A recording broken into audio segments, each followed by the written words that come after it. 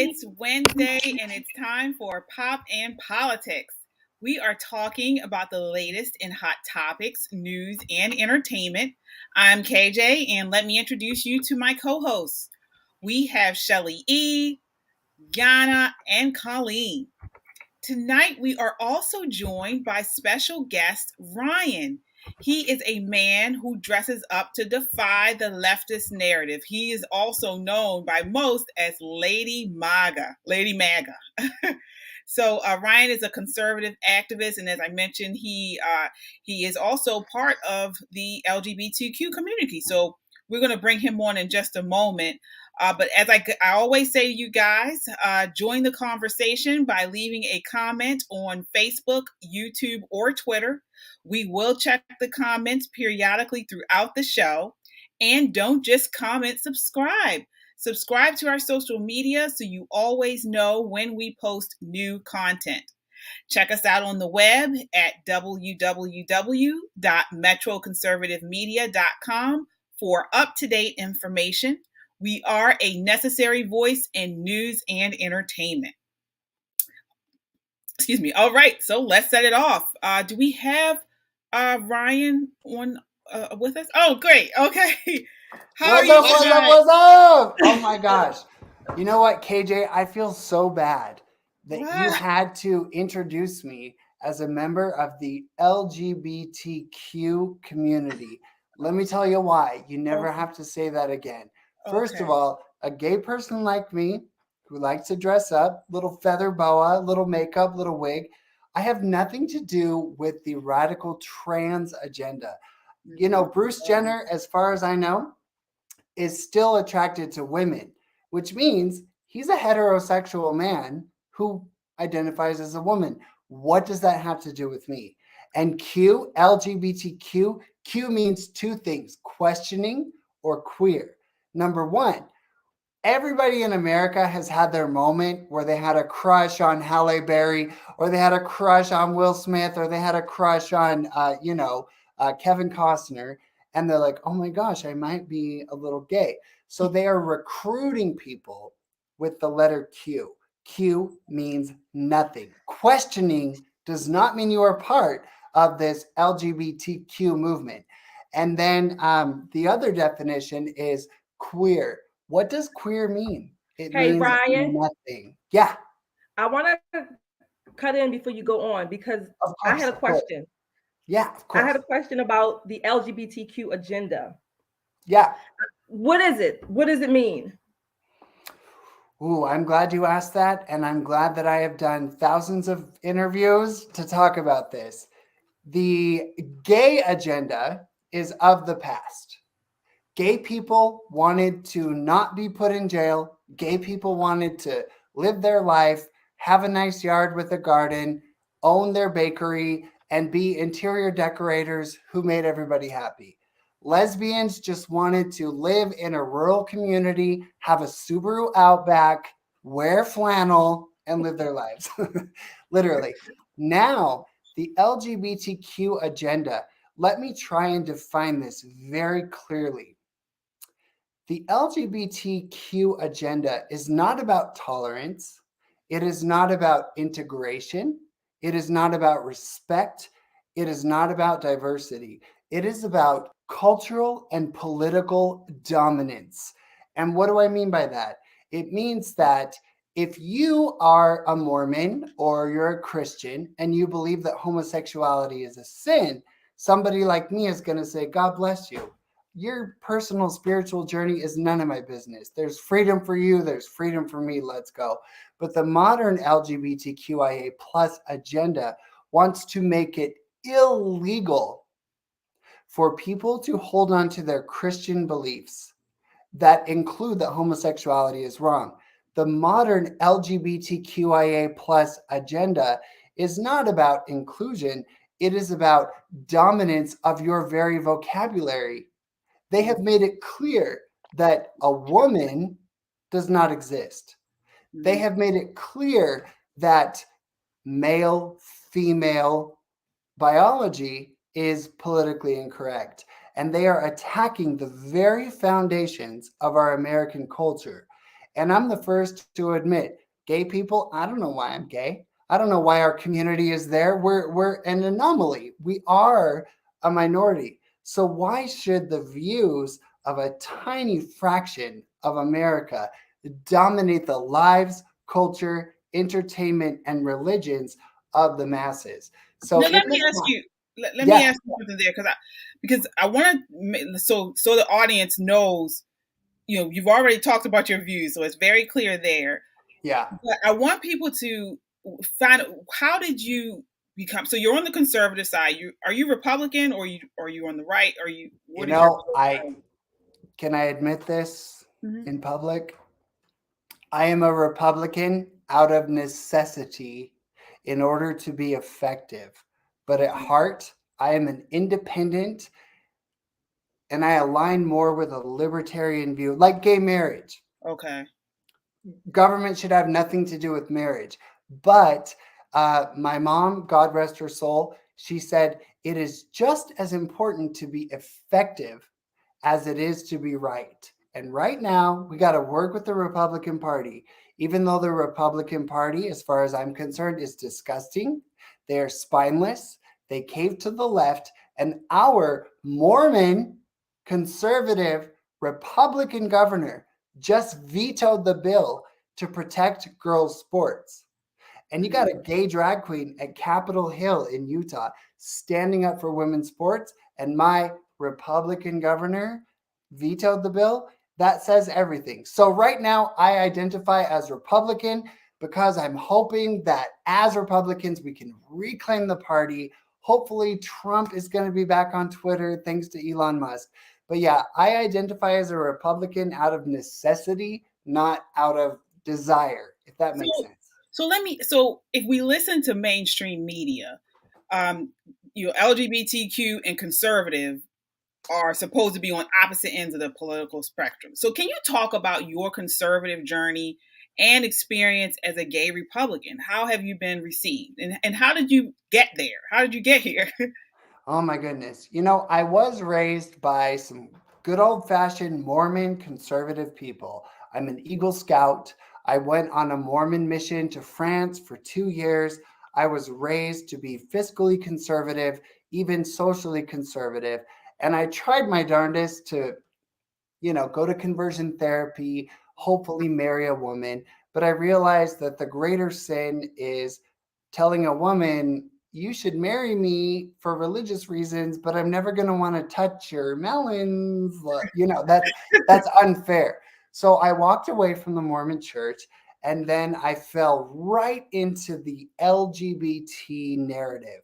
You know, I thought that I was on the gay side. I was on the, side of tolerance and everything. And I considered myself part of that community until Milo Yiannopoulos and Donald Trump and Alex Jones. I don't care if you like Alex, I love Alex.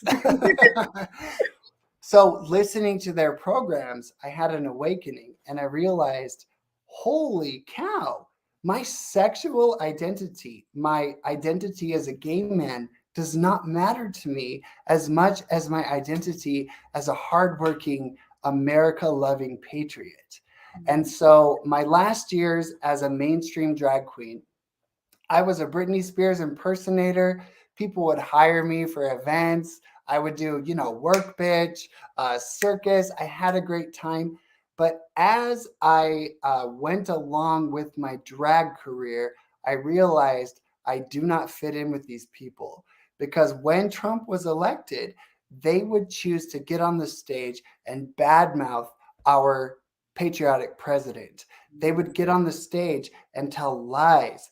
And I noticed suddenly drag queens weren't drag queens. Because what's the definition of a drag queen? A man who dresses up as a woman, female character, to make people laugh and have a good time and put on a show. But the LGBTQIA plus movement has taken the drag movement and somehow politicized it, and they're using it to push castration, hormones, mutilation, and drugs on children. And that's when I really just said, you know what? Goodbye. And the Republic, I've been to, I can't even count how many Trump rallies and conservative events across this country. So let me ask you now that we're going to talk about you going into like MAGA rallies and stuff like that. Oh. So let me ask you, because it's no secret that there is some anti-LGBT sentiment in the conservative movement sometimes. And Bryson Gray, as somebody that I like, but I love him too. Has some lyrics sometimes. I think we have a clip actually. So if we want to pull that up. Yeah, I'm ready to dance. Okay. That's why pedophilia are rising, but that's what happens when you give an inch to the gays, promoting sin instead of telling them they should change the ways. They make you wear a mask, you comply, that remind me of slaves. Got my order wrong at McDonald's, thinking you need a raise. I'm about to break the meter. I love that song, but anyways, so that being said, so like when you hear lyrics like that, like what are your thoughts? You know, honestly, those lyrics are talking about the predatory, radical, communist, America-hating people who have taken over the identity of gay people and common sense gay Americans. So I forgive him 100% because I could write the same song about the drag queens promoting the castration of kids, promoting hormone injections, trying to erase pronouns, the same people telling Disney that they cannot say ladies and gentlemen, boys and girls. I'm the biggest Disney fan. The most magical moment is before the fireworks when they say, ladies and gentlemen, boys and girls, the fireworks spectacular of Disney magic will commence in 10 minutes. They don't even say that anymore. That is so sad. Yeah. Oh, it breaks my heart. Yeah. Well, Ryan, it's really great to see you. I've been following you, I think, I don't know, for a few years now. And you did a great job supporting President Trump. I think you have gone to the Stop the Steal rallies. All of them. And that's why I got kicked off of Instagram. Stop the Steal in Carson City, Nevada. I got in my car, I drove, I had a Stop the Steal sign, and that was when Instagram kicked me off. Oh, God. Yeah. Yeah, I mean, we're in DC area. I was living in DC, so I was there on all of them as well. So too bad I didn't see. I mean, I saw your friend, like also the dressed up. There was a lady that was dressed up in like a kind of like a MAGA outfit, like a dress. A woman, like a real woman. Yeah, a real woman. Oh, okay. Yeah. Yeah. The other drag queens, I love them. There's a few conservative drag queens, but I'm the only one who has dedicated my life to this and shown up to every event, even though it's exhausting. I want people to know that Some Like It Hot, Mrs. Doubtfire, like drag is supposed to be a joke. It's supposed to be funny. It's supposed to be entertainment. It is not supposed to be about indoctrinating preschoolers. And I'm glad that you mentioned actually about communism, because that's something that I bring up a lot. That I'm really anti-Marxism, because Marxism destroyed the country where I was born. I mean, it's recovering now. I was born in Russia, but it's been really like, you know, that's the worst thing that happened to that country is communism. So, and it's been brought here. So my question to you, what is, and you mentioned something about like American culture. So what is American culture, and what is your vision for America in terms of what kind of leader we should have? Like, what about foreign policy? How do you think the world should view America? Wow. Ideally. I mean, that is a very big question. But if I had to define American culture, this might sound weird coming from a homosexual drag queen, and I don't want to offend all the gays or whoever, but American culture is rooted in a deep faith in God. And whether or not you believe in Jesus Christ, I've got, where is it? Right there. There's Jesus Christ. Jesus is over all of us. I am a Christian. I don't care if I sound like a Jesus freak. You want to know my very first drag performance? So it was my very first time ever putting on a wig. I was sad. I went to this little amateur night, and my performance was to Jesus Take the Wheel by Carrie Underwood. Oh, wow. And I had people waving their hands, and I was sobbing Because you know what? I don't understand homosexuality. We are all sinners. I don't understand it, but I do know that the love of Jesus Christ is bigger than all of this. So you asked me to define American culture. Number one, American culture is founded on the individual and individual liberties, not the community, not what is best for all, because those are communist ideals. And as we have seen with the mask mandates, if you don't wear a mask, you are selfish because you don't care about the community. So that would be my first definition. I'm sure you've all heard of Ayn Rand. She wrote Atlas Shrugged, The Fountainhead, the power of selfishness, in the sense that the individual is the core, and the smallest minority in this country is the individual. So I would say we're founded on individual rights. Number two, we're founded on faith in God, not faith in government. And the Democrats and the left and the LGBTQIA plus community, they are putting their faith in government and in flawed earthly people like Barack Hussein Obama and Joe Biden. Our faith is in God. We have inalienable rights that come from God. So that's number two. And number three, the family. And gay people exist. We need the right to live as we see. Oh, you're breaking up a little bit. Please don't let me break up. Am I back? Oh, there it is. You're back there now. Can you hear us? Okay. So, oops. Is it my internet? Or is he breaking up for you? Yeah, all? I think we're losing him. Okay. Well, while he gets back in, I want to go to some of the comments we have here.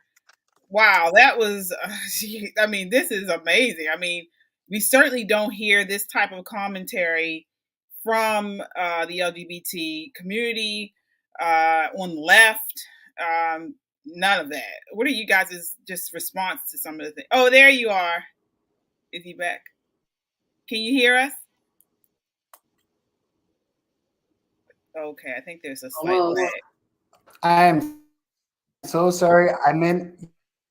Yes, I'm in my new apartment. Oh, okay. So, what I was saying is. Oh, you're still breaking up there just a little bit. You there? Yeah, we can kind of now. Let me see. You guys, I'm so sorry. No, it's all right. Might take a little. It was going well in a few minutes Maybe ago. he needs to maybe reboot. Okay, Ryan, it looks like you're kind of moving now. It looks better now. I think you're okay. Well, I want to say. Oh, there it is. Yep. Yeah, it's better now. Okay. Everything I have said, I've basically summarized where I stand. So if my internet cuts out or I get cut off, talk about it. Because all I ask, I want to live my life. I want to date who I want to date. I want to put on a wig and makeup. But my freedom should never erase the ideal of the traditional family. And I'm the first to say that the ideal for a child is a mother and a father. That being said, if you got a crack baby and the only option is a nice lesbian couple or a good monogamous gay couple, I'm down with that. But I'm not here to pretend that my views and my way of life and my homosexuality or even my desire to be a drag queen is in any way, shape, or form the norm or what should be promoted. And that's where I understand people like Bryson Gray, because the traditional family is under attack. The white family is under attack. The heterosexual alpha men like Bryson in our culture are being attacked. No, you're breaking up there a little bit, Brian. 100% understand, the fear and the hatred against somebody like me, but I wish Bryson Gray would spend his time going after the drag queens. No, Ryan, you're breaking up a little bit. I don't know if, yes, I'm here. I can hear you.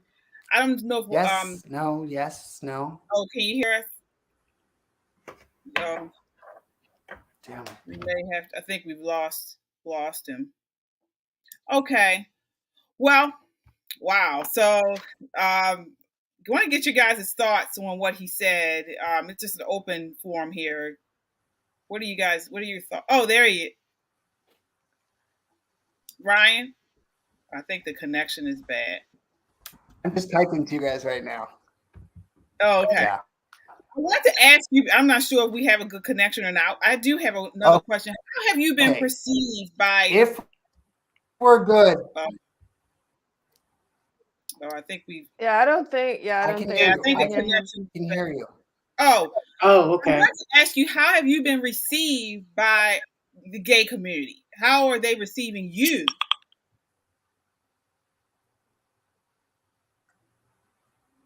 LGBTQIA XYZ plus community. I am a Nazi. I am a racist. I am a transphobe. Here in Utah, once I stepped away, they said you are excommunicated from the LGBTQ community and you are no longer welcome in any LGBTQ space. And it hurt my feelings at first, but now I say, thank God. Why would I want to be there while you guys are trying to push hormones and castrations on 11-year-old girls? Right. And as Ryan said, that it's the individual that matters, and why should we keep calling those people a community? Like, what kind of community? Like, what are they promoting? What is the goal? I mean, it doesn't seem like it's a good goal. And so it's the individual in America should have, their freedoms and their rights, and they don't need to be part of a community, even if they are, gay or whatever. Can I jump in? Sure, yeah. So KJ, to your question, I wanted to say to Ryan, I hope you can hear me. I found it very refreshing that you are a walking stereotype and you are challenging, not only are you challenging the left's stereotypes, I think you're challenging conservatives as well to some degree. So I never knew about you until I think Colleen, mentioned you, and I saw some of your videos. I think it's refreshing that you are bold and courageous and you are telling the truth, but you are also making it known that you are not the normal and you're not necessarily promoting it. I think that's refreshing. Can you hear me? Yes. Yeah. Okay. To answer that comment, that is exactly right. And in the past, drag queens have existed since, Versailles, Marie Antoinette. Like, men have always been theatrically dressed up. It's only in modern times where it has been weaponized by the left. Because in the past, I don't know if you guys are old enough to remember RuPaul, but yeah, RuPaul was hilarious. Big wig. And there was never a question that this is a man wearing a costume to make you laugh. And now a man wearing a costume is somehow attached to indoctrinating 3-year-olds in preschool. And that's where we draw the line. And I want to take drag, Lady Maga, back to a place where people see me, they smile, they laugh. And I want them to always say, you look better than I do in makeup. And I'm like, yeah, honey, I do. Let me ask you this, because, we kind of share similar stories. I'm African American, and most African Americans are on the left, and they vote Democrat. And I have gotten hate mail about my views. I've family members, friends have unfriended me, and really it's been tough. It has been a little tough. How I just, when I saw some of your videos, I wonder, I mean, is this a lonely place? Because not only are you're conservative and you're shunned by the gay community, but then you're Christian. I mean, what is it like being you? Like, is it lonely, or are you finding some type of connection with people that agree? What's that like? I'm just going to be straight up. Lady Maga's always smiling. I'm always doing happy videos. But this is the most freaking lonely I've ever been my whole life. Because I am trying to stand up for America and stand up for the truth. And then people on the right, they don't even bother to listen to my podcast or try to understand what I'm doing. And they try to humiliate me, and they make viral videos about how Lady Maga is evil and, stand up against Lady Maga. And then the very people who should be telling me, yes, Queen, your makeup's on point, none of that anymore, because I refuse to align with the LGBTQ agenda. And I'll be honest with you, I can handle all of that, but I'm the youngest of 8 children. And like I said, I have over 56 nieces and nephews and great nieces and nephews. And the majority of my family has left the Mormon church. And they were all about me when I was gay and I was a drag queen. But now that they stepped away from the Mormon church, they have made it their mission to attack me and call me an internalized homophobe and tell me that the reason I'm a conservative and the reason I say don't wave the pride flag, the pride parade is disgusting. Nobody should be waving sex toys in front of McDonald's. They have messaged me and said, don't talk to me anymore. So my personal family, because of COVID, because of masks, because of lockdowns, and because I stood up against those lockdowns, and because they feel so good about themselves when they put up their LGBTQ flag in their profile, and they're so tolerant. And then I messaged them a picture of a pride parade where drag queens are dressed like sluts, with a giant penis on their float. And I say, you don't know what you're supporting. You love to feel tolerant. You love to feel diverse. And because you left the Mormon church, you feel like you're so woke. You're so advanced. But they refuse to listen to me. So I can handle the hate from the radical left. I can handle the hate from the people on the right who attack me and insult me, because I get it. I know why they're doing that, because they see Drag Queen Story Hour, where drag queens are literally teaching children to twerk and reading stories. They're not reading Cinderella. They're not reading Curious George or Where the Wild Things Are. They are reading specific political stories that have been pre-selected in order to indoctrinate children and confuse them about gender. If they were just like, we're crazy performers, we're men in a wig, rainbow, whatever, it would be very different. But it's very radical. So I've tried to explain that to over half of my Mormon family, who now does not associate with me because I'm a radical. And the ultimate irony is like, your daughters are not going to win their scholarship in high school because you embrace this radical LGBTQIA nonsense.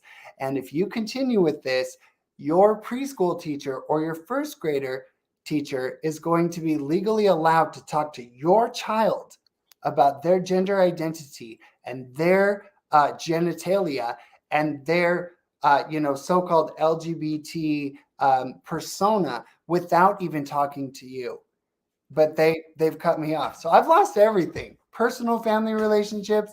And of course, I was a flight attendant. I won't say the name of the airline, but it rhymes with Schmelta.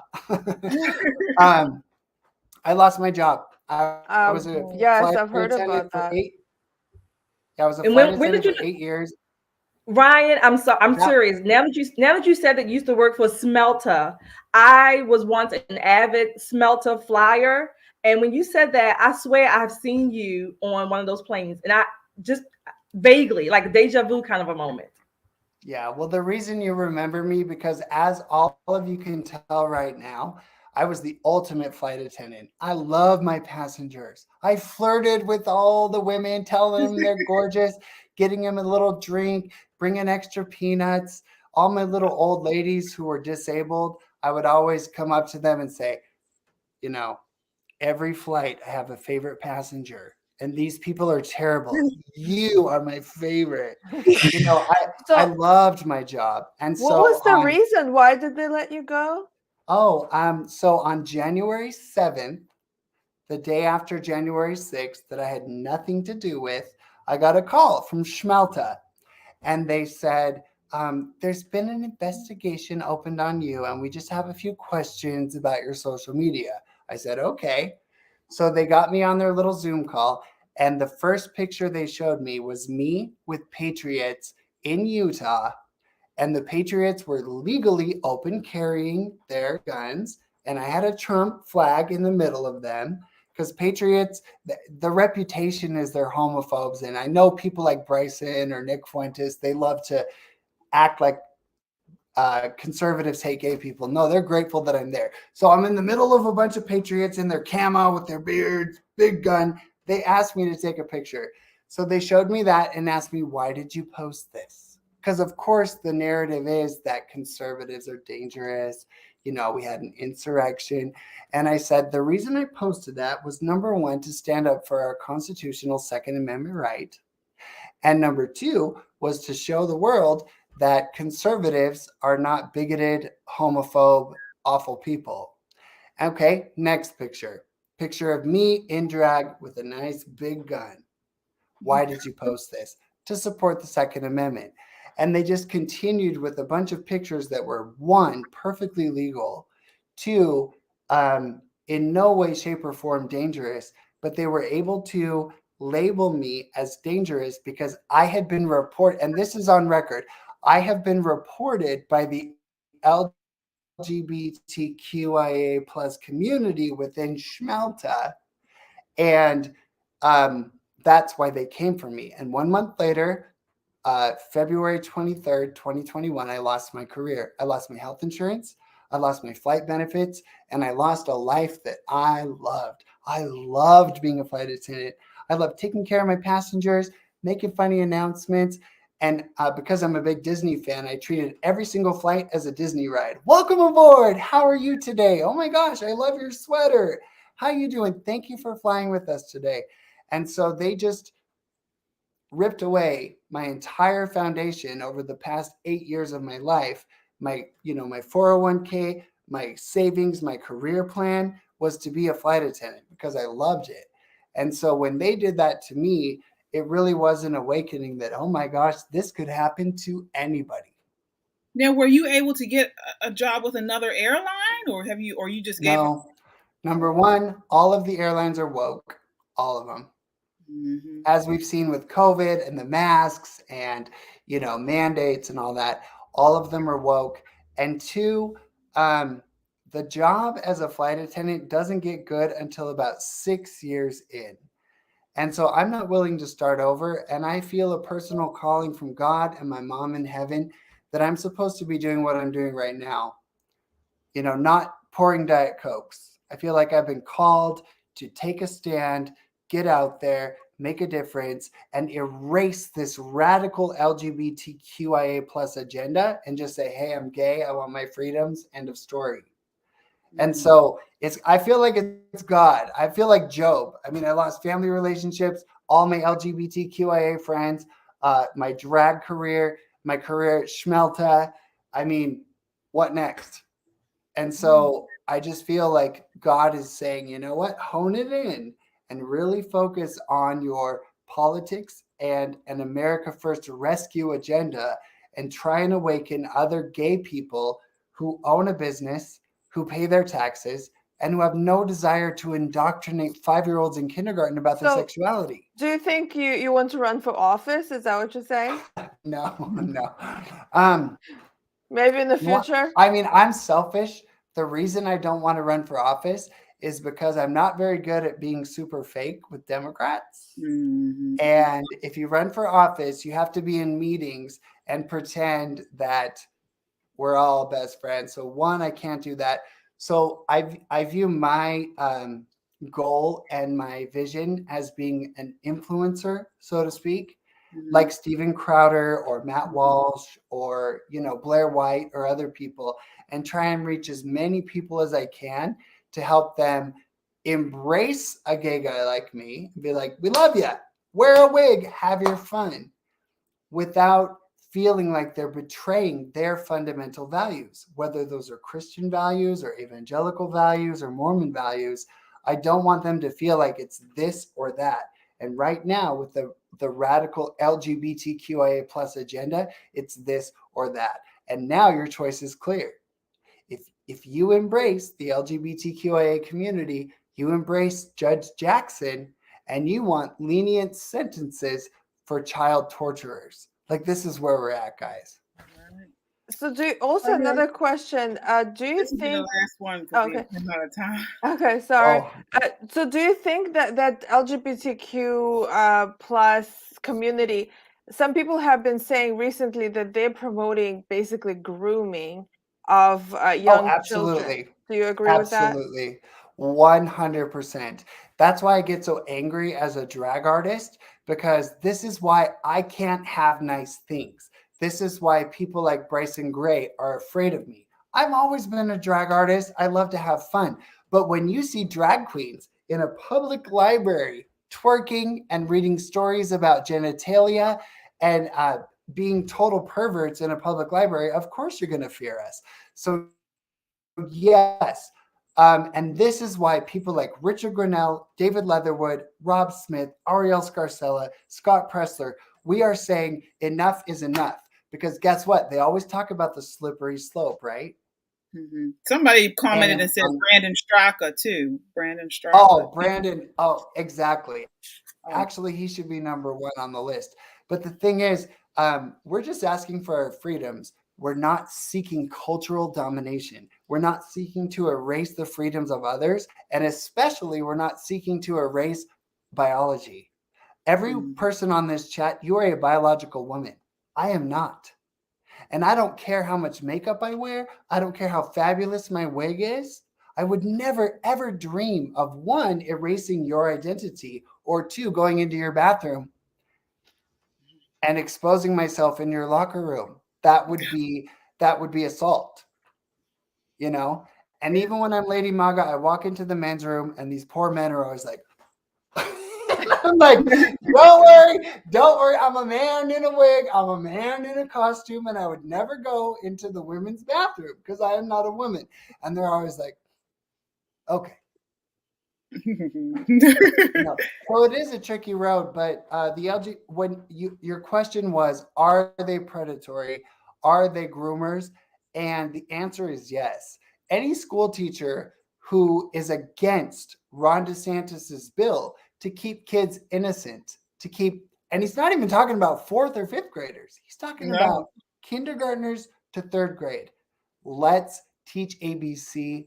Let's teach them, oranges have vitamin C, and, salad is better than McDonald's. I mean, we just have to educate them on the basics. And so these people who are so angry that they cannot talk about transgenderism, which incorporates hormone injections, mastectomies, castration, and other horrific procedures, they are predators, because the agenda of the left is to erase the traditional family. The agenda of the left is to erase Christianity. The agenda of the left is to erase biological women. And that's why I want no part of it. And, I do get a lot of hate from certain people on the right. The vast majority, if they meet me or they listen to my podcast, they get what I'm doing. But I will stand up forever and say, I'm gay. I'm not stupid. I just want my freedom to wear a feather boa, have my fun. But as soon as my fun encroaches on the fundamental freedoms of others, and that means parents, that means religions. I live 1 minute from a Mormon temple, and the LGBTQIA community in Utah is attacking the Mormons. Their temples are homophobic. They're responsible for trans suicides. And I'm like, why is their spiritual journey any of your business? Yeah, well, that's what they say. They say, I have a friend who said the same thing. She says, silencing trans, you're committing suicide. You're helping them commit suicide. Okay, this is literally out of our entire conversation. This is the most important thing I want to talk about. They have weaponized the word suicide. Mm.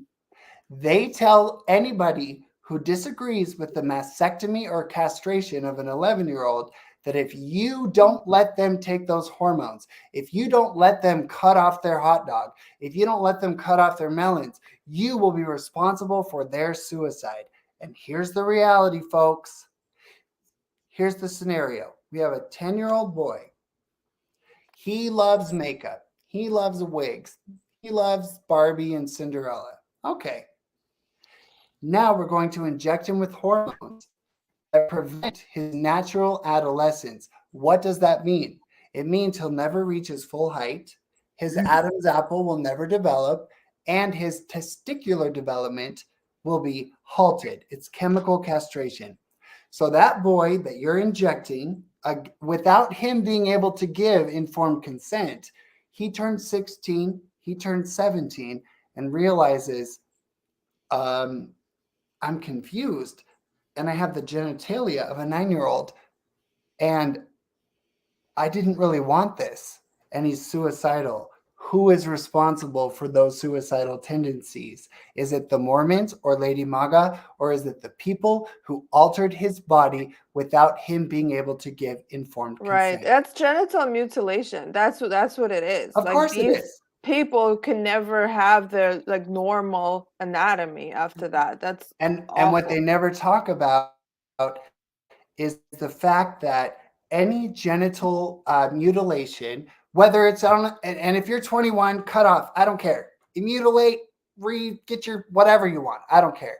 But what they don't talk about is any genital surgery to become the so-called opposite gender renders your capacity for a pleasurable sexual experience to basically zero.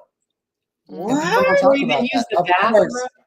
You can hardly use the bathroom half the time. So it's like, it's a constant reminder that every time you use the bathroom, that this isn't natural. This isn't that right. You made a mistake. Yeah. And so, for example, let's say tomorrow I say I'm transgender and I hate my penis, which, by the way, it's child abuse to tell any child that they should hate or resent their body that God gave them. That in itself is traumatizing to a child.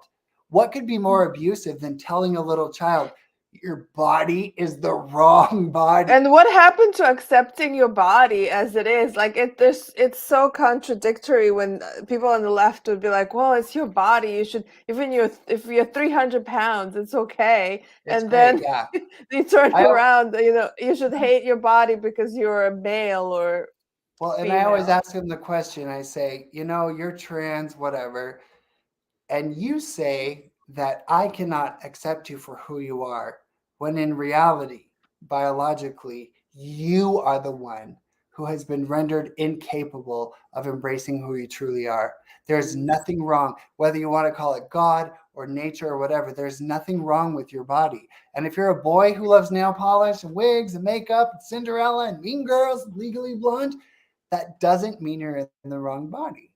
And you can outgrow your interest in Barbie or makeup or nail polish or whatever, but you can never outgrow the mutilation that they are pushing on these kids. So let's say I when I was 14, I played the role trying to be the perfect Mormon, but in secret, I would wear my sister's prom dress when nobody was home and I'd twirl in front of the mirror.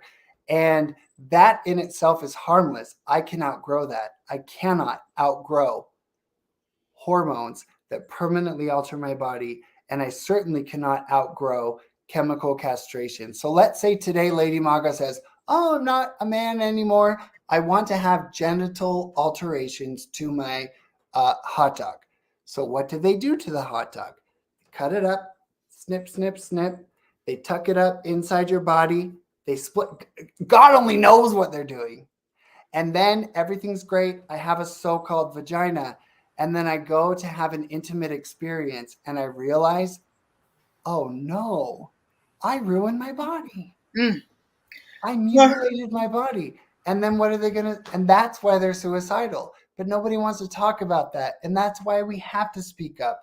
the Save the Children commercials in the 80s for the starving children on TV. We should have those same commercials for children who are being mutilated in the name of trans kids or whatever, because that's why they're killing themselves. And nobody wants to talk about that. 13-year-old girl's already a mess on her hormones with her period and her zits and her tender breasts.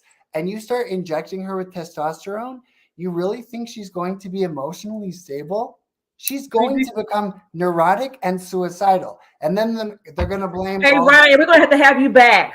Yes, we certainly will. We're run out of time. We could continue on and on with you, but we do have to, end it right now. But certainly, we want you to have you on again. Is there any last minute? How can people find you, or how can people reach you? I'm banned from TikTok. I'm kicked off Instagram. But if they go to Lady Maga USA, LadyMagaUSA.com, they can find where I can still be found: Twitter, Facebook, and YouTube. And I have not made this financially sustainable, but I do have a little PayPal thing on my website. Okay. So if they go there, they could sign up for $1 or $5, a month to help me, because you know what? One video that I make that looks so easy, that takes me 6 hours to edit, add the filter, add the subtitles. So if people really want to support me, they can donate through the PayPal on my website. And I'm still on Facebook. I'm still on Twitter. I'm still on YouTube. And I am working on getting on Truth Social, Locals, Parler, Getter, because I know all of ours, even right here on YouTube, y'all better be promoting your new Rumble or whatever, because you're going to get kicked off after conversations like this. Right. All right. Yeah. Well, you guys, this is a very important conversation. Yeah. Thank you so much. Come see me in Utah, you guys. I'm serious. Come to Utah. I'll take you to the mountains. I'll take you to the We're going to a Mormon sites. temple here, right? We're supposed to go in May. Is that right? Oh, yeah. We're supposed to here in DC. Yeah. There's a big temple here. So we actually we're planning to do a field trip over there. It's a little weird, but so is the Catholic Church. So are the Muslims, so are the Jews, so are the, Buddhists. So just the Mormons, I love them. And my entire circle of people who support me right now after my mom died, after I lost my job, is Mormon housewives. And you know what? There's something to be said about that. They are good people. So I will never go against the Mormons. And I believe in their religious freedom. Your temple is your business, sweetheart. I don't care if the LGBTQ tell you you're causing suicide. Your temple is so homophobic. I'm like, girl, no. Go to your temple. Be happy. Thank you. Of course, you guys. I love you guys. Hi, we love you. Let's do this again soon, okay? Yes, and come see me in Utah. Promise? All right. Okay. We will. Maybe. Yeah. All right. You better work, bitch. All right. Great. Wow. Well, that was awesome. Great conversation. You guys join the conversation by leaving a comment on Facebook, YouTube, or Twitter. I see you guys commenting. Thank you so much. Let me go through some of these just really quickly because I want to recognize you guys. So let's see here. We have Blanca. I believe the left machine has exploited more people for their own agenda than anything else has ever done. They turn on people and hate so much that they make no room for anyone who disagrees with them. So true. So true. So what else do we have here? Let's see here. Cassandra, thanks so much for this show tonight and for this guest. He was awesome. He was. Let's see. I have here Kinsey. What an excellent show. Ryan really gave me a new perspective on this. Definitely have him back. Yes, indeed. All right. So we have Abe's back. Oh, yup. Turning people. Yeah, that's where people are. Yeah, it's not objecting to them. It's the actual process that they're going through that is causing so much trauma. So we will continue to check the comments periodically throughout the show. Again, subscribe to our social media so you always know when we post new content. while you're commenting, share this video, share the YouTube, share it on your social media, so other people can definitely get. This is how we move ourselves up. This is how we get this video out in every video that we do. When you comment, when you share, when you subscribe, this will allow our content to go out to the masses. And that's what we need at this point, especially an interview like this. Okay, so we are moving right along to our pop-off. Then now it's time where I need each of you to pop off on a trending topic and provide your reaction in 30 seconds or less. So starting off with you tonight, Shelly.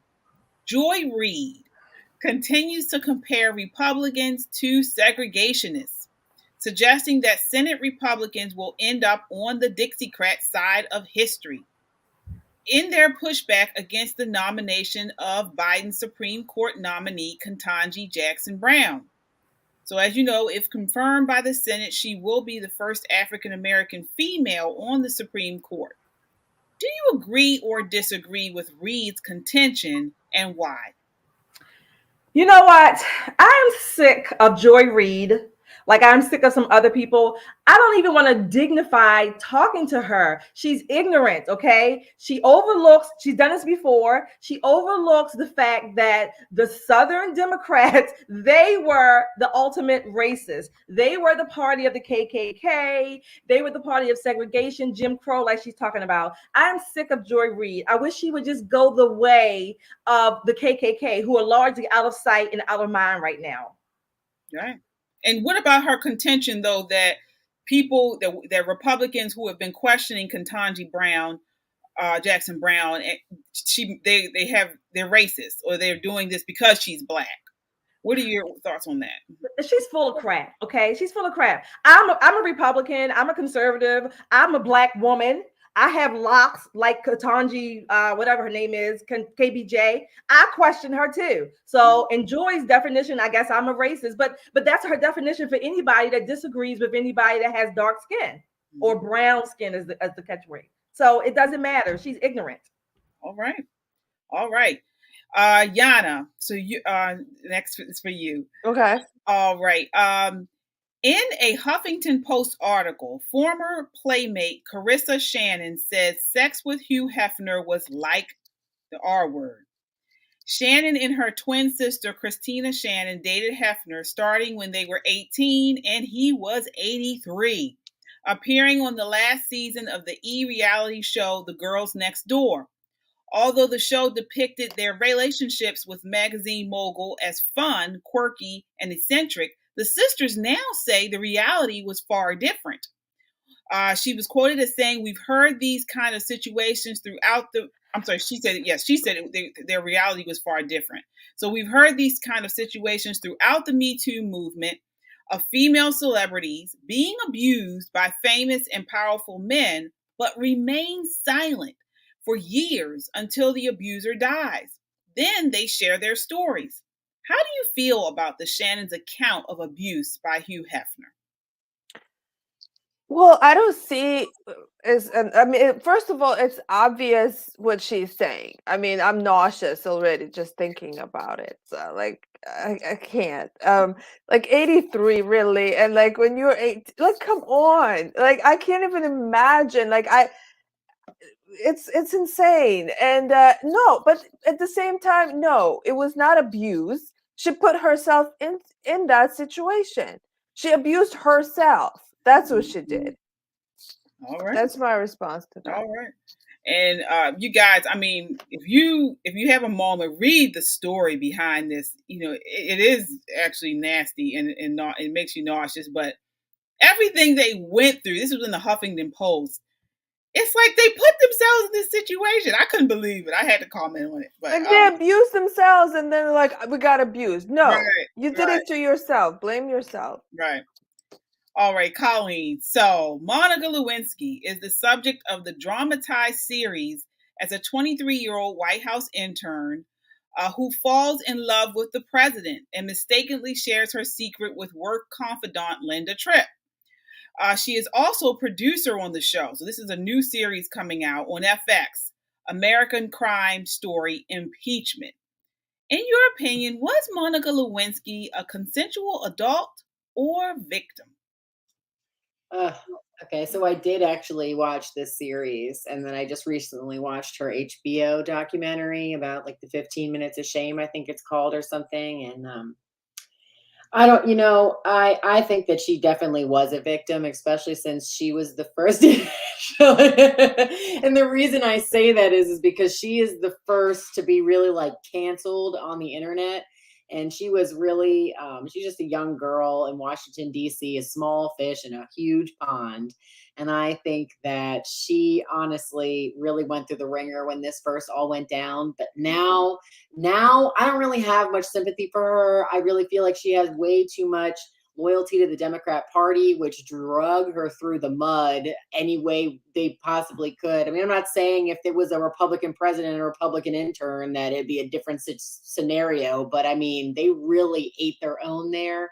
And then now sometimes you'll see some Democrats will hold her up on a pedestal and be like, oh, Monica Lewinsky's here. We're going to pretend like we weren't mean to you for so many years. Yay. But like, I don't know.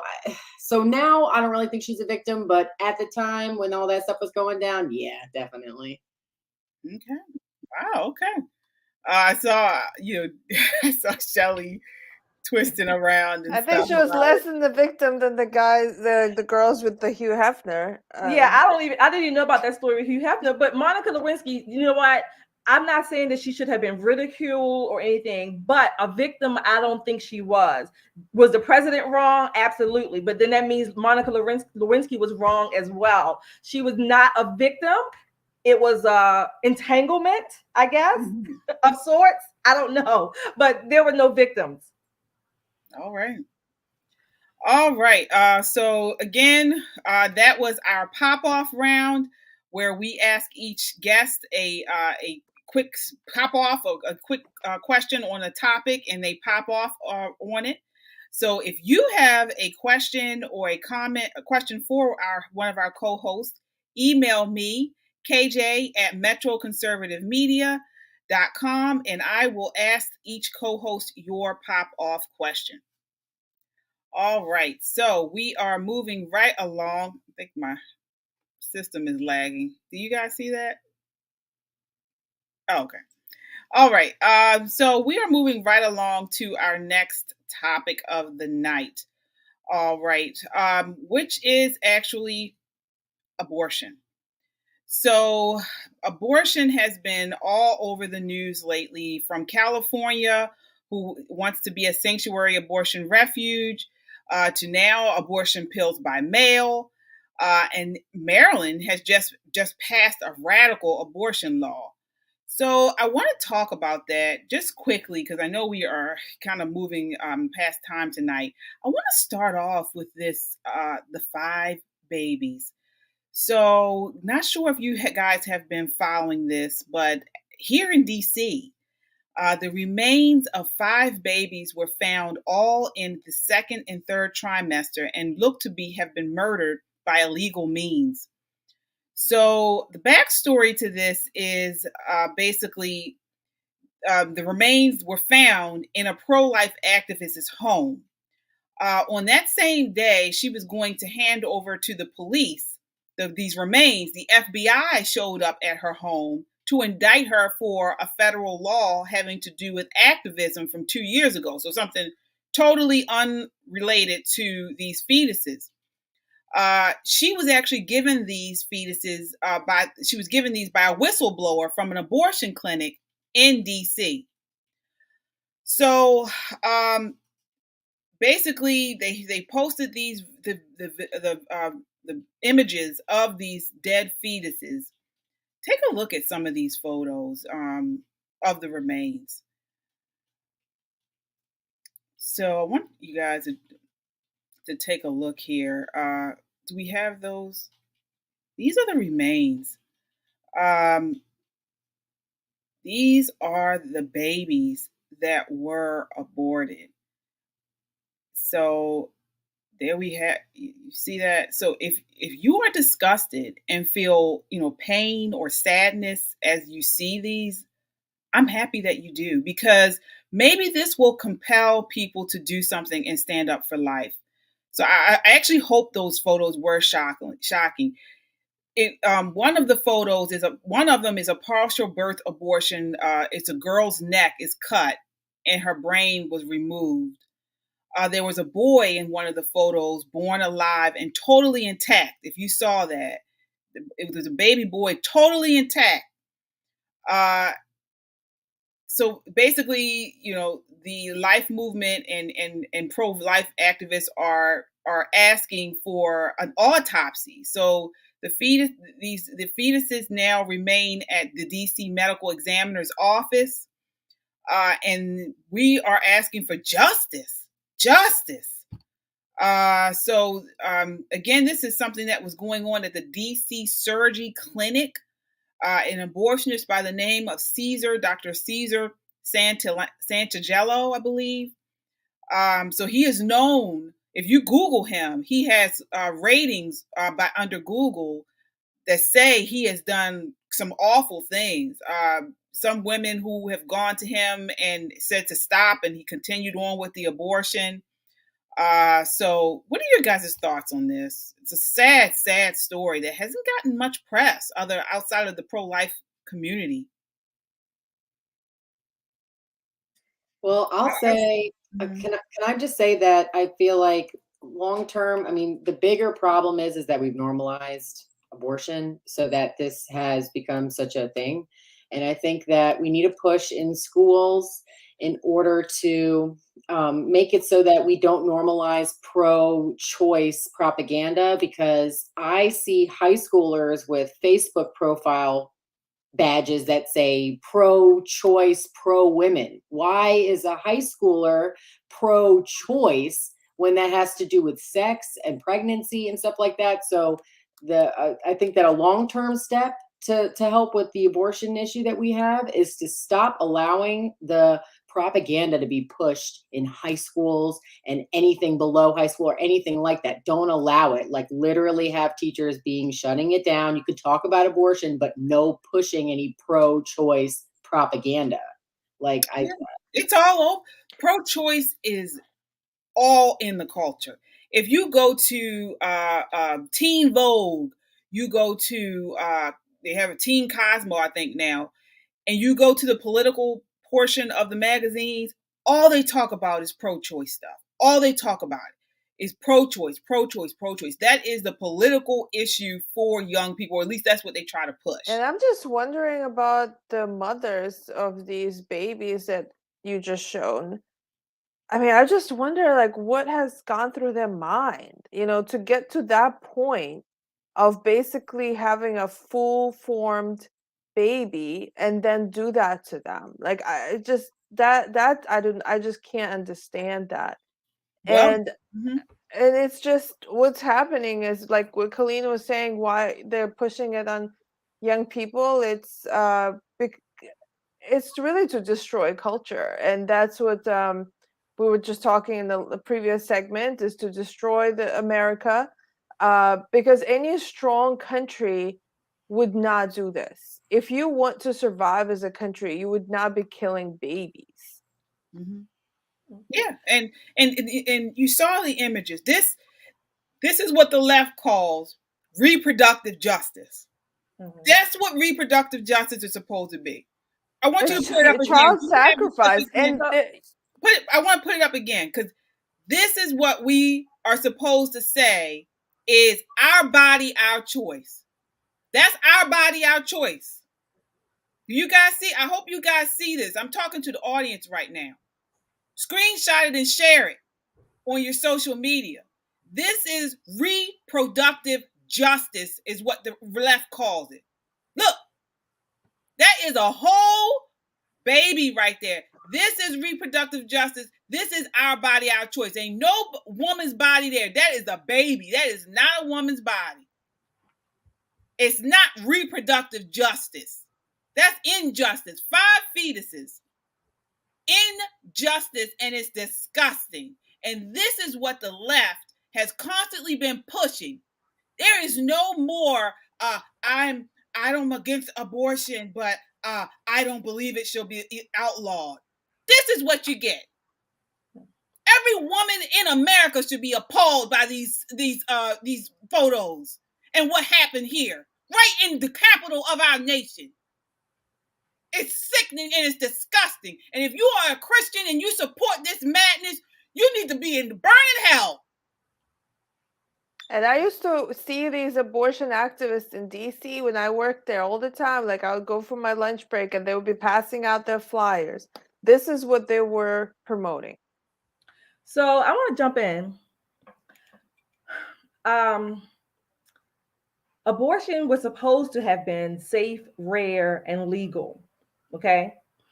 And I can tell you firsthand, having counseled and even volunteering for a number of years in a crisis pregnancy center, as much as we are pro-life, the other side, women who are coming to these abortion clinics or seeking abortion that landed in the crisis pregnancy center, they don't see this and they don't receive this like this. What makes a difference is having one-on-one, contact, relationships, rapport with them, and actually sitting down with them. I understand the passion. I support it. I totally understand it. But they're not going to hear us. They're just not going to hear us because I've been there, again, counseling these women, counseling them against abortion and showing them a different way. What makes a difference is one-on-one. I'm not telling people don't protest. I'm not telling people don't stand in front of an abortion clinic to try to deter women. But I do know that having a one-on-one rapport with women who are seeking abortion and building up, telling them, talking to them, giving them whatever support they may need or whatever, putting them in a different path, that makes the difference. Of course. And it's education. Let me tell you something. When I was in high school, before I had kids, child or whatever, I didn't even understand what an abortion was. Mm-hmm. The way they, and call me naive, call me stupid, but the way they show it and the way, especially if you haven't gone through childbirth, the way people make it seem like, oh, it's not even a baby yet. It's just a little thing. You're not harming anything. It's not hardly nothing. Remember, KJ, they don't even tell you what the abortion procedure is. Right. They don't talk about any of that. No, they don't. But like we've said before, the left has taken over every institution, including the medical institution, where if you actually tell people the truth, then all hell comes down on you for telling the truth. But we cannot let that stand in the way. The truth is still the truth. And this is what happened. Again, the pictures that we showed is not the majority of abortions, even though it's still all tragic. Yeah, it's the, honestly, I believe it's the option of it because, and I'm not even talking about legally. I'm talking about, this is something where it's like, to me, it should be something seen as if I'm in a situation where, let's say, I don't have a lot of money, and it shouldn't even be something that should be considered in a modern day society. It's barbaric. Yeah, but just because even they're not teaching us to think that way. Right. And the thing is that the way it's presented to women, to people these days, is like, well, if you're not ready, if it's inconvenient, like, it's okay to have an abortion. But we're not in a place where, we're in such a dire situation where women used to, like, I don't know, strangle their babies because the baby would, starve otherwise. Like, we're not in that kind of situation right now. We're not in war. We don't have bombs falling on us. We don't have famine. Like, why are you killing your children just because, it's not too convenient right now? And they make it seem like, well, you need to have that option. Otherwise, you're going to destroy your life. Like, you're going to have a baby and your life will be destroyed. Yeah, like, that's how they present it. Right. It's the presentation and the narrative. And that's what messes us up. And like you mentioned, I mean, you talk about when you think about slavery times and the slaves and how they were still having these babies. you would think that abortion would have been rampant there. You would have think that these slaves would have been killing these kids left, and they were still having these babies in a time where their family was being raped and killed, and their husbands were being taken, and they were being abused. They were still having babies, But we live in a world where we have everything at our fingertips, and we're considering killing our kids because for a job that's making maybe $5,000 more a year. Our culture celebrates death. Right.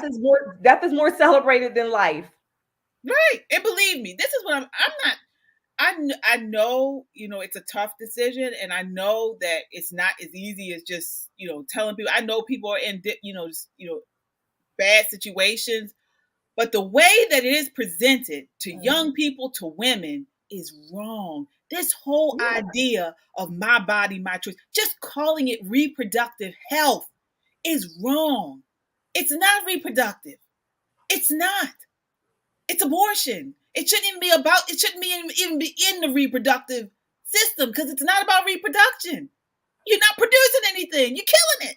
Well, and also the reason I think why it's promoted so much is because of sexual promiscuity that is also promoted. So it's kind of like, if you're going to have sexual promiscuity, then you must have abortion, because you could, even though you're going to try to protect against pregnancy, you still will get pregnant, at some point. So then they're like, well, what can you do about that? Then the abortion is the answer. So it's like, it goes hand in hand. So the left, people on the left, the Marxists, that was the whole thing. Like, it's actually written in Marxism that sexual promiscuity, it should be okay. Like, it's a normal thing, that people are free to choose what they want to do with their body in terms of sex.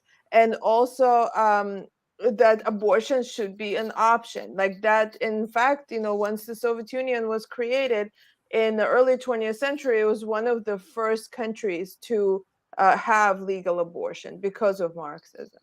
Yeah. And I would also add, we say it all the time, follow the money. Follow the money. Who's getting money, who's getting paid to do these things, and who's suffering the most from the procedures. Follow the money. I think it's almost, a lot of times, it's as simple as that. Well, I think also, I've heard reports that some places sell body parts and stuff like that too. Follow the money. Yeah. Yeah. So, I don't know how much of that is. That's why they're pushing for it. They want to harvest organs. Mm-hmm. It's very satanic. Mm-hmm. Project Veritas exposed a little bit on this, I believe. Yes. I can't remember the guy's name, but this one guy in particular really blew the lid off of Planned Parenthood. I know that Kamala Harris has him on her hit list. She can't stand the guy because she was like one of the biggest pushers for it at the time or something. But yeah, it's pretty crazy. Well, we will continue to follow this. There's so many things going on with abortion these days. We actually have something here in Maryland, a law. We're actually running out of time, and we have another topic to get to. So we'll touch on this at a later time. But please continue to comment and tell us what you think. I know I got a little passionate there, but just seeing those photos was just upsetting. It's sometimes you just get tired of all this negativity, and it just seems like people are losing their minds. People are losing it. I want to just go through some of the comments really quickly here. We have Poetically LaShawn. I am going to look that book up. Thanks. All right. Let's see here. We have Gloria, the assassinated Dr. George Tiller, who murdered 60,000 babies, is memorialized by the corporate media, and Charles Manson, who murdered no one, is the devil. Okay. We have Lewis, love the rise of conservative women. Keep it going, ladies. We need more. Amen. Yeah. So Stephen, glorification of pro-choice and infanticide. Yeah, we got infanticide, we got grooming. So they're just coming after the children. This left is coming after the kids. If they don't kill you, they're going to groom you. So isn't that crazy? Let's see here. Normalize and confusion by reimagining what a baby is. A baby is not a clump of cells. It is a life. Yeah. It's one of the biggest lies. They tell you that you don't get a heartbeat until like some really long timeline down the road, and it's actually pretty quick. It's pretty quickly. Mm-hmm. We have Gloria, fetal death, 5/7/21, COVID-19, vaccine, Janssen, years. 1 minute after the shot, I fainted. Oh, she's talking about what happened to her. Oh, my goodness. Oh, my God. Yeah, so... well, yeah, we need to hear stories like that more because the people like her, they're censored. Yeah. I'll do one more. Joe, government wants dominance over everything, including your mind. Yes. Yeah, we got to stay vigilant. We have to stay vigilant. All right. So thank you so much. Again, continue with the comments. As you comment, please share this video. What we are talking about is not being talked about in mainstream media, and we need to get our voices out there. Every time you share, every time you comment on this video, every time you like our page and subscribe, this gets us out to the masses. It grows our movement. If you're on here and you're listening to hearing things that you like, please subscribe to us and share and like the page, because we need, like you said, like many of you said, we need to stay vigilant and we need to share and grow our movement. So again, check us out on our website, www.metroconservativemedia.com, for up-to-date information. All right, last topic of the night. We are talking about an article, I believe it was in the New York Post, talking about Black women, encouraging Black women to find love with white men. So basically it talks about the effects of racism have left well-educated Black women with a paucity of Black male partners. So this article asks why more Black women should consider, talks about why more Black women should consider marrying white men. It goes, according to Brookings Institute data, Black men are less likely than Black women to have completed high school and 50% less likely to have attained a 4-year college degree. Yet despite the shortage of suitable Black partners, Black women have also been the least likely of any minority group to marry outside of their race. So I want to get your guys' thoughts on this. Do you agree with this article? Should Black women start looking for love with white men? I'll start with you, Shelly, the only Black woman on this panel.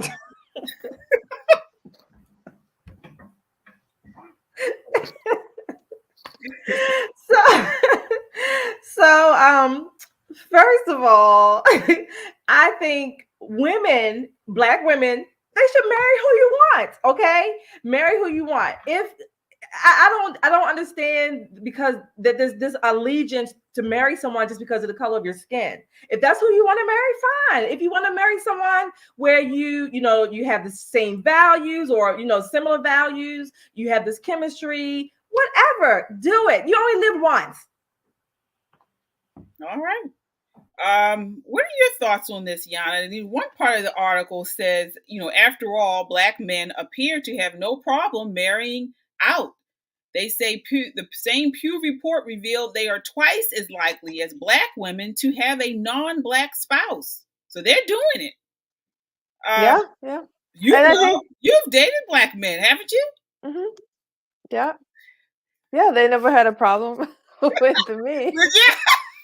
So I do know that Black women have a problem when they see a non-Black woman with not all, of course, but I've noticed that and I have heard that. So a lot of times they'll be like, you're stealing the Black man and things like that. So I've heard that for sure. I think it's only with ugly ones.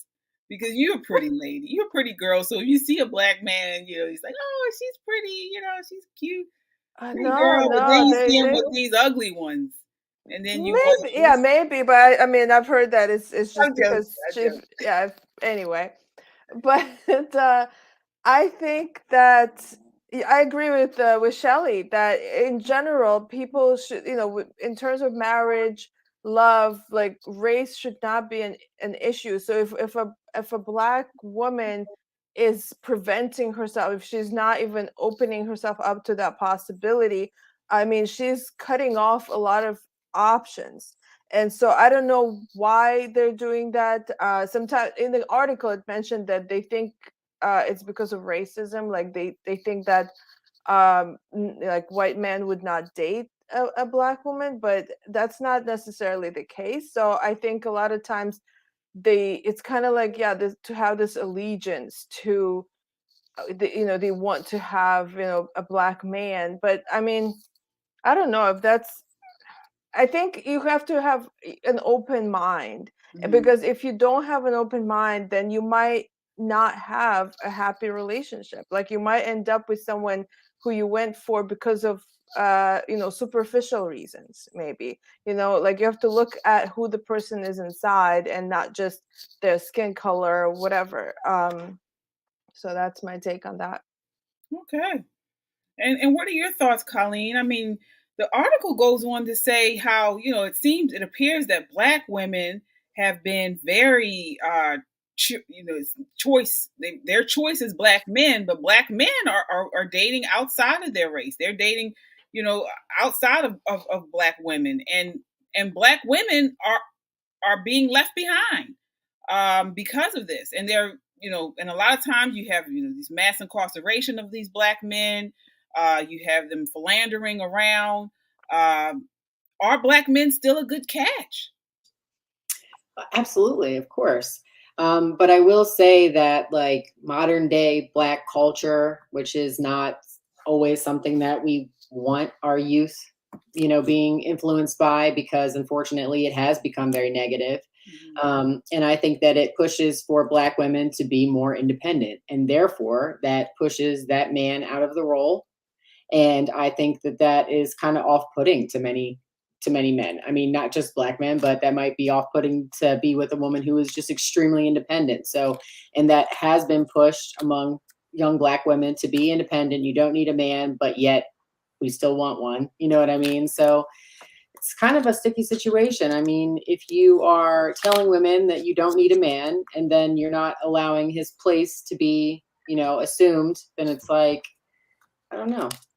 You know, I've always been so open. I've always loved the idea of everybody dating whoever they want, not based on just their race, because I do like we were saying, an open mind. I like that aspect of it. And I think that to be open-minded, you really do have to see somebody for what's on the inside and not what they look like. So I think it's a conspiracy. Oh, yeah.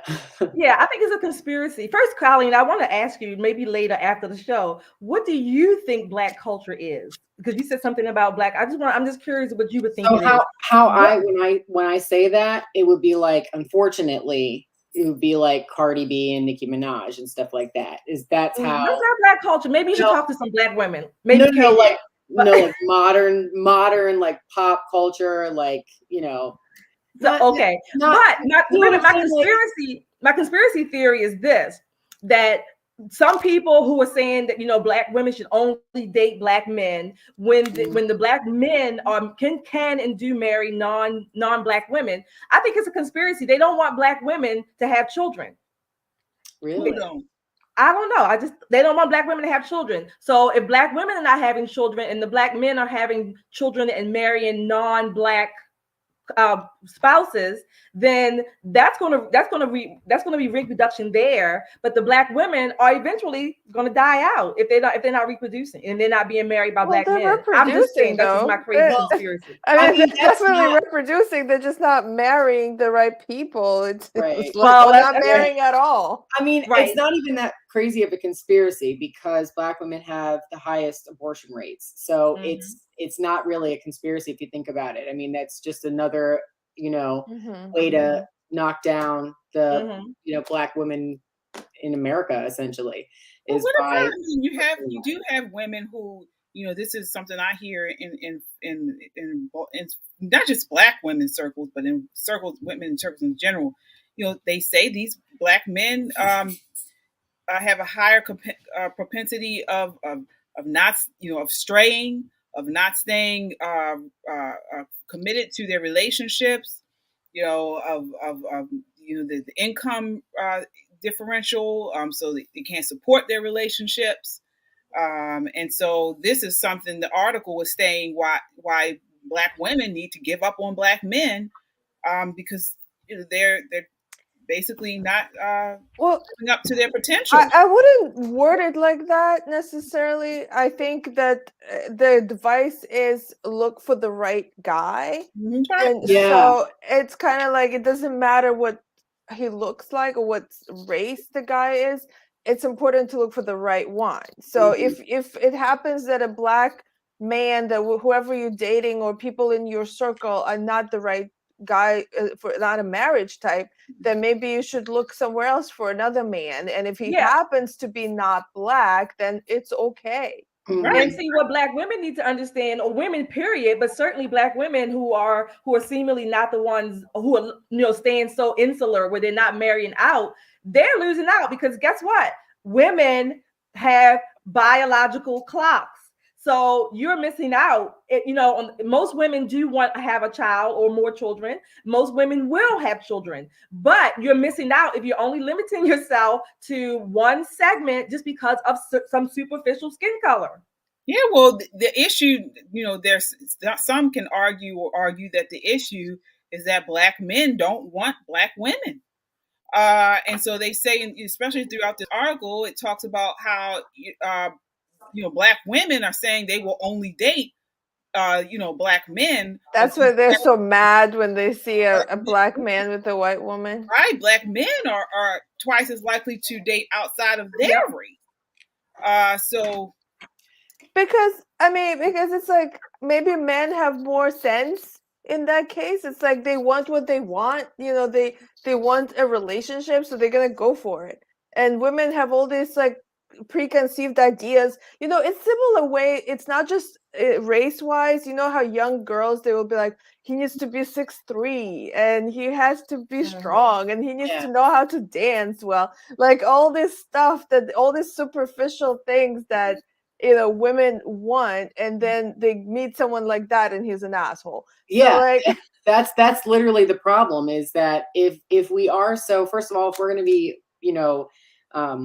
talking about what somebody's race is, well, that's based on looks. So if you care about somebody's race, you ultimately care about their looks more than what's on the inside.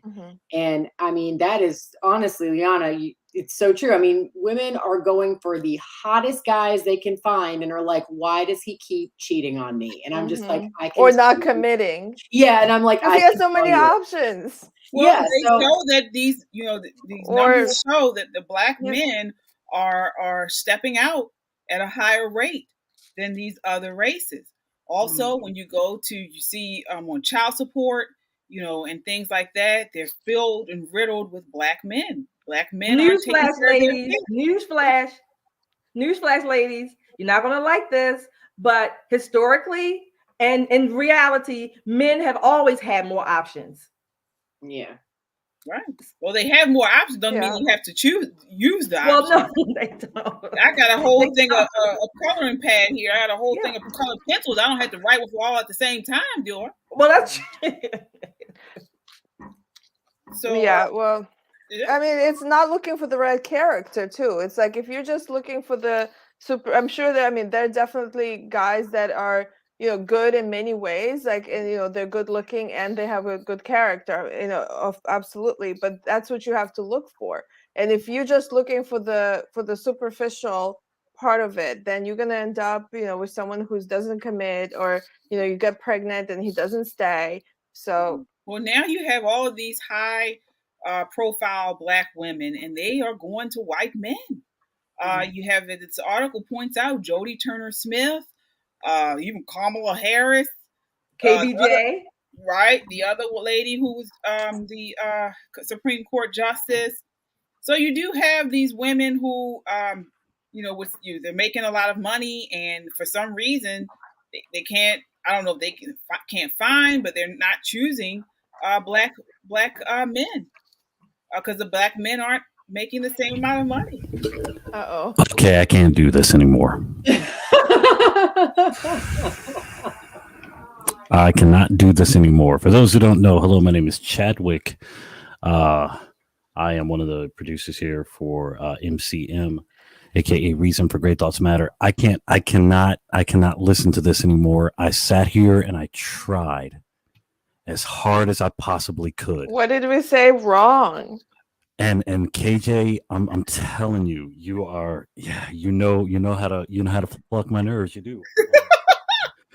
So yeah, I'm going to be quick on this because I'm just listening to all of this. Oh, she's digging at me. She seriously was. So all right, yeah. First things first. I believe you said that what all these high class and high income earning black women are doing. What? Repeat that statement. They're just marrying these. They're just going to white guys. Is that what you said? Well, not black guys. The high income earners, the high earners, okay. the high profile women. The high income earners. All right. So let's make it incredibly clear. So as I've stated before, the Bureau for Labor and Statistics last year, June, July last year, they just put that bad boy out. Yes, black men still out earn black women by an average of $6,000. I don't care what false crazy narratives that you can say what you want to say. It doesn't necessarily work like that. We are facts, data, and statistics type people. We still do that. Yes, 90% of black women marry black men. 86% of black men marry black women. We aren't that far out. The whole cheating aspect of it that you were talking about, let's be real again, shall we? 28% of black men claim to cheat. 24% of black women claim to cheat, and there are 2 million more black women. So you guys still cheat more than we do. What? Yeah, there are because 2 million more. No, wait a minute. Because there are more black women, probably lends to more support as to the black men who are marrying outside of the race. Or right. If there's more black women, that means the that's going to be less. That's actually going to be less people. Right. Yeah. Right. There's less people for them to choose from. Like less people that cheated because you have a bigger pool. I'm sorry, you broke up on the last part of what you said. Yana, say it again. So if you have more people, if you take the percentage of more people, that means it's actually fewer people that were cheating. You know what I mean? Like you have more people, so the percentage is not going to be the same. You can't compare. Right. You got a larger pool. Right. Yes, you have a larger pool, so it's actually fewer women cheating than men. Right. But black men, those who do marry outside of a non-black person, do so at a higher rate than the black women do. And 4%. Men, do you think these men are telling the truth when they're answering these questions? Do you think the women are? Do you think the women are? I do. I think so. I think that men are lying more. Let's be realistic here. Men lie more. Women tell bigger lies. Oh, so men are lying. What does that even mean? That means men will say, "I was out with my guy." Women will say, "It's your baby." That's what that means. Men tell smaller lies. But you know what? Women tell but that bigger means that lies. Men is they actually have more lies, right? So they lie more. Like basically, there's more lies in general. Like if you were putting lies in the jar, and the woman is going to create like one lie compared to like 100 lies that a man said. That's what you were saying. Would you rather be stabbed 100 times? Would you rather be stabbed 100 times or hit with a hand grenade?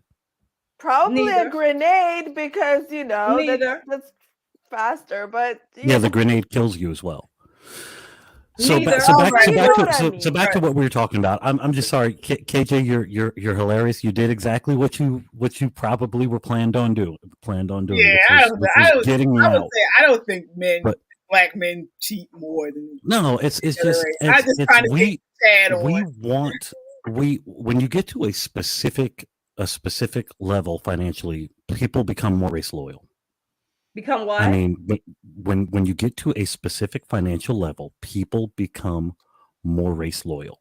Okay, so I heard that, and we said in a meeting that yes, it is the truth. We said in a meeting recently that the top 33% of African American and men in the United States that have a master's level degree or higher end up marrying out. And the question is why? Do you become less race loyal? Because they're in proximity with people who have similar values, skills, education, income. It's proximity. Okay. Do you know the percentage of men in general that make $100,000 in the United States? Just men. It's less.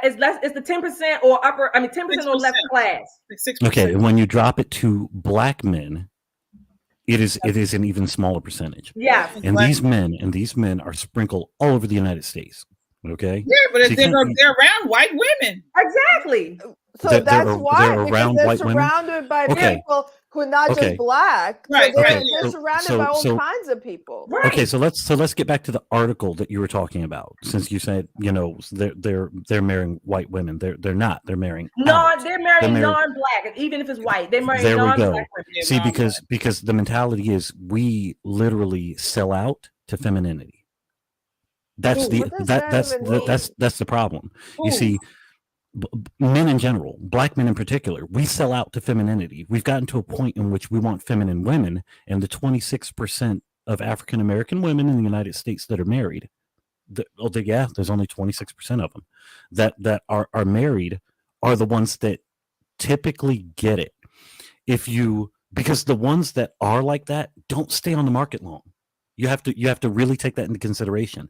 No, I'm still trying to understand. What do you mean by black men sell out to femininity? What does that mean? What do I mean by that? Exactly like that. The stereotypes come from somewhere. Stereotype is based in truth.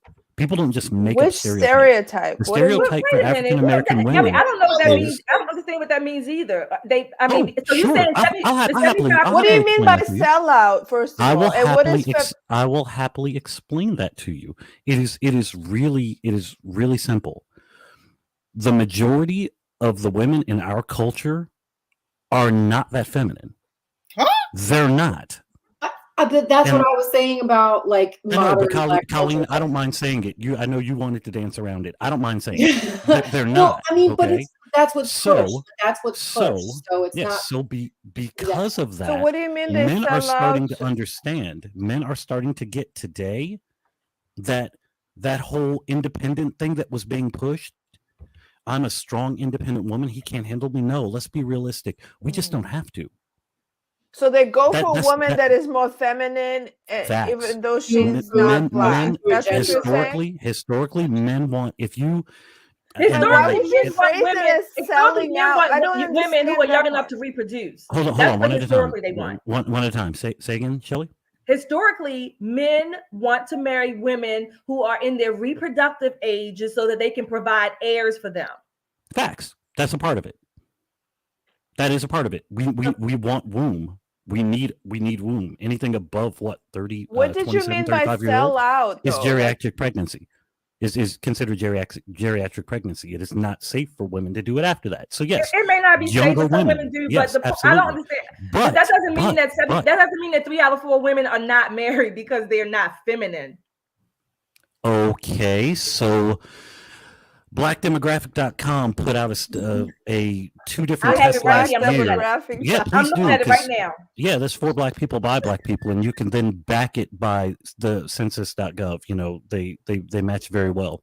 70% of women in the United States said women are not marriage material. 70%. Said what? They said what? 70% of women in the United States said women are not marriage material.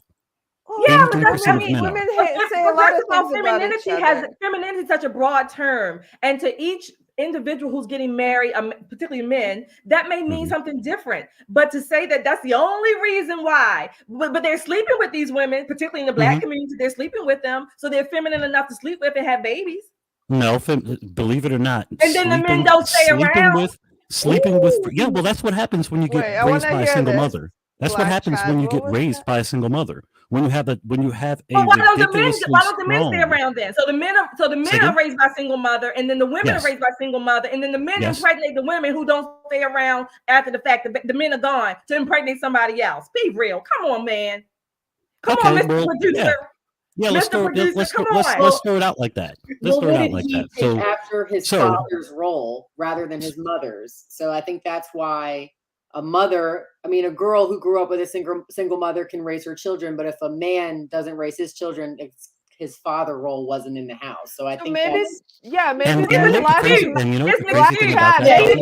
of masculinity then. You know what the crazy thing about that, Colleen? The same thing. That's the same line of mentality saying we're all affected by slavery.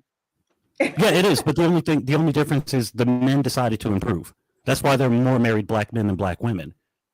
I mean, there are 583,000 more married black men than women. Well, maybe, you know what? I think that men need to also take into consideration that we have to wait for you to ask the question. So it's really easy for men to get married. You know what I'm saying? Like, no, it's not. Ask. It's not really easy for men to get married because men aren't. Society today, when it comes to marriage, is set up for women. It is not easy for men to get married. But don't you think it's just excuses? Men, hold on. The men are creating excuses. It's like, she's not feminine enough. She's not this. She's not that. And it's excuses. And that means that lack of masculinity. You know what? Because if you're a real man, you know how to talk to a woman and how to make her the way that you want her to be. And you damn sure listening to you, you don't have that masculine energy. That's what it is. And you damn sure know how to stay around after the baby comes. And if you're a real man, then you're going to stay around and the woman is going to listen. Are you done? Are you done? Okay. Yeah, 80% of divorces. 80% of divorces in the United States are filed by women. The women leave, the men don't. But the men don't marry them first. You don't marry them first in the black community. Say again? You don't marry them much in the black community, at least. You don't marry them first. They might file the divorce papers first. I'm not saying that's right, but you don't even marry them, at least in the black community, since 75% of our mothers have babies out of wedlock.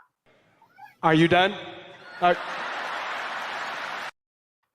One more time. Yes. So 38% of black men are married and 86% of black men are married to black women. The numbers don't support your argument.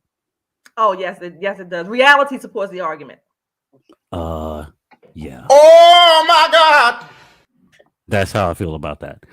So once again, facts, data, and statistic runs against emotions. I love it, you guys. To the point in which you guys actually made me drop in, and that being said, it is always a pleasure. Black Tad, and we'll continue the conversation. This is a totally different topic, so we have run out of time.